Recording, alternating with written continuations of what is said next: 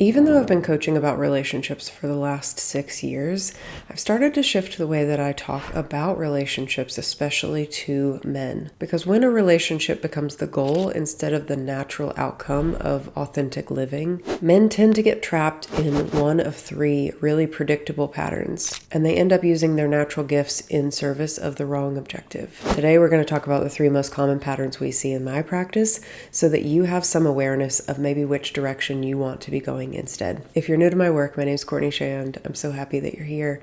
I love helping men feel more confident and self-assured as they're moving into the dating landscape, not only so that they can identify the right type of partner that would be really compatible for them, but also so that they're showing up as the most aligned version of themselves to that compatible partnership that they're after. And before I dive in, if any of these resonate with you, feel free to book some time to talk. I have had some questions about discovery calls, and they're not meant to just be about the rebrand. They really are a conversation where we can help you identify if the one-on-one content would be most appropriate for you, or if the self-study or masterclasses might be where the information that you're needing is at. So without further ado, let's dive in. As my content has been shifting in working with Andrew Bauer, you will have heard me talk a little bit about the executional and experiential continuum, or as we're kind of renaming it, the networker and the synthesizer. So I've got three pathways today that I want to share that we see most often in my practice so that you can start to identify not only if you lean more towards the networker end of that spectrum or the synthesizer end of that spectrum. And if you're in the synthesizer end, there are kind of two routes where I see this showing up most often. So I'll be giving a little bit more clarity in that regard as well. But when it comes to the networker most often falls into the performance trap. And I'm going to describe what that sounds like so that you can identify if this is maybe a pattern you found yourself in. Because the networker is naturally really socially attuned, they're often able to create interest and spark attraction really effortlessly. And dating him can feel fun and exciting and impressive. He gets dates relatively easily, and sexual connections seem really organic for him because of his social ease and his ability to navigate environments in many social contexts effortlessly. And as a result, he's able to maintain surface level connections. He can keep things light and fun and engaging and avoid any real depth. But where he starts to fall into the trap is in his ability to maintain the performance without actually revealing his heart space. Because what ends up happening is that she starts to interpret the connection as being more meaningful and substantial and starts expecting deeper emotional availability than he may be ready for. He starts to sense her need for him to provide more containment and heart space or emotional availability, and it causes him to feel a little bit nervous, and it causes him to pull back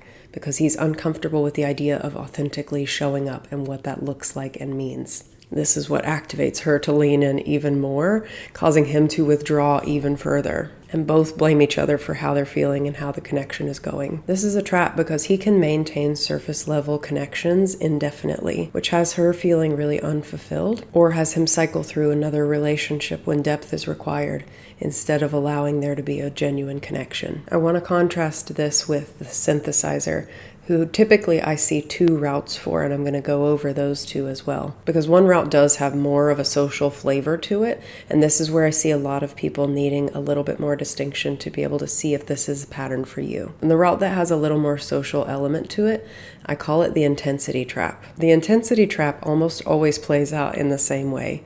They'll meet someone in a non-dating context, so like work, church, a hobby group, and there is a natural connection where their depth is appreciated in a non-romantic context. But when feelings start to develop, he will express his interest with his natural intensity, which to the other person tends to be experienced as too deep, too fast, or too much information too quickly for the context of where they are socially in the stage of dating. So she ends up feeling a little triggered by his intensity because she's socially unprepared for that level of depth based on the connection that they have. And it causes her to associate that triggered feeling with him. Being really emotionally intelligent, the synthesizer naturally senses her discomfort, but because he assumes he caused it, he tries to fix it for her, and as a result becomes more intense. This has her start to tiptoe around him as if he's dangerous, or either cutting him off completely or keeping him at emotional arm's reach. And again, because the synthesizer is really emotionally intelligent, they have a tendency to take on other people's emotions as their responsibility. He either withdraws completely or becomes more careful, which is actually just more intense. And the trap for this type of man is that he either remains isolated or he attracts emotionally manipulative women who are willing to use his heart space without creating the reciprocity that a relationship would require. The third most common trap that I see men getting into is the perpetual preparation trap. The one where he's constantly working on himself to be ready for a relationship. This one usually plays out where he is studying all the dating advice, reading all of the books, trying to be prepared enough to be worthy of a relationship. He thinks if he can figure out the system, that he will be able to move into the dating space with more ease. So he tries the dating apps or more formal dating contexts, but it's as though because he's been studying all of the psychology and all of the dating and relationship material, when he brings that to the dating context, it still comes across with the level of intensity that isn't socially lined up with what would be appropriate on a first date. And again, because the synthesizer is naturally really emotionally intelligent and able to process things at such depth, he may not register that other people are not able or willing to meet him at that depth that quickly. This causes women to feel socially a little bit overwhelmed before any real connection is established. And this is why he gets ghosted or the "I'm not feeling it" responses on what seems like repeat for him. Because he's getting those responses, he interprets them as a signal that he needs to do more work, that he just needs more self-improvement or a different strategy. So he doubles down on the self-improvement and the dating strategies, reading even more advice and becoming more strategic and calculated, but this has him show up even less natural and more intense in a social setting. And because he has limited opportunities to practice the social side of things, his natural depth comes across out of balance. And because he has limited opportunities to calibrate on a social level the intensity and depth that he is bringing to these interactions, he comes across feeling more socially awkward than before. So the trap that he typically finds himself in is either being perpetually single and working on himself, or attracting women who are willing to use that emotional processing space that he has available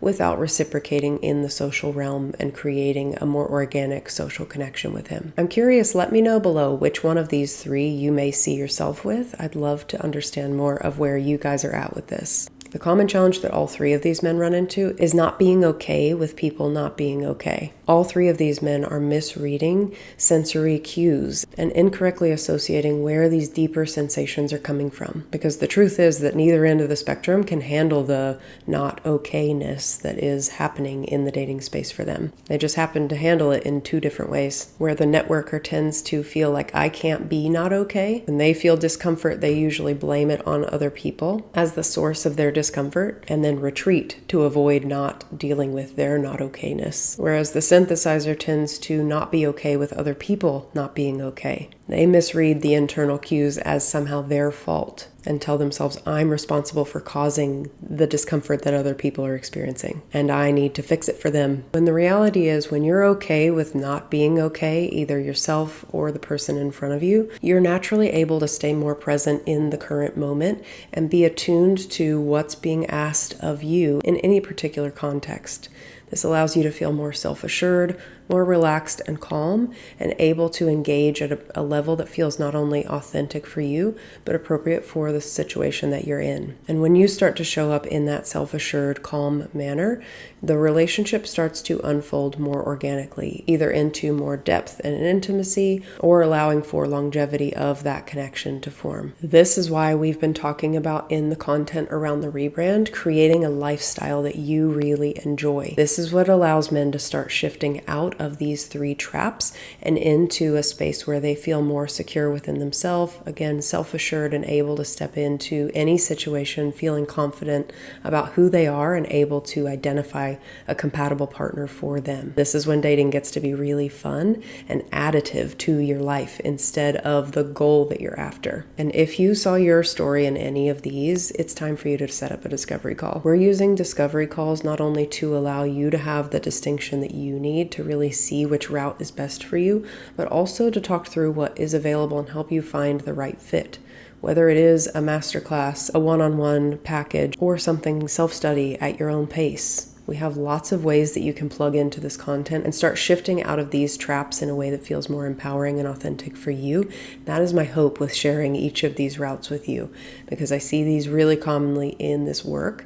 And if you are ready to step out of it, we have plenty of ways that you can start to do that. As I mentioned before, I would love to hear which one of these resonates the most with you so that I can continue making content in that direction and also to continue this conversation with you. Andrew Bauer and I have designed the Rebrand to help you get out of these 3 traps, particularly if you are a synthesizer.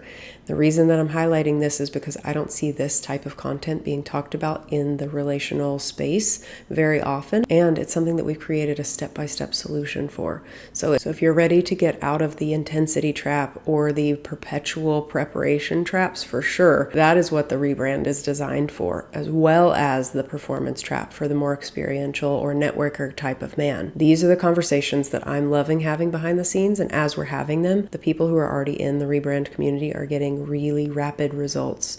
So if that's something you're ready for, feel free to set up a discovery call. I'm going to put the links in the description below. And as always, I hope that you have a really great week and that this was really helpful.